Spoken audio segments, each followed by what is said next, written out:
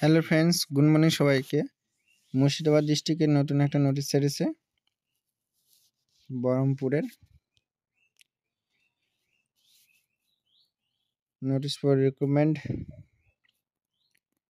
Staff নার্সের এসছে একটা, ইউআর একটা ছিল। আর পোস্টিংটা দিবে বহরমপুর ইউএলবি আর জিয়াগঞ্জ আজিমগঞ্জ ইউএলবি। 3 তারিখের মধ্যে জয়েনিং হতে হবে। 3/1/2024 11টা AM। অল ডকুমেন্টস নিয়ে কে সিলেক্ট হয়েছে?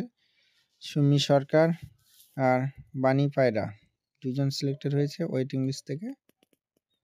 একজন এসছে, একজন ইয়ার ছিল।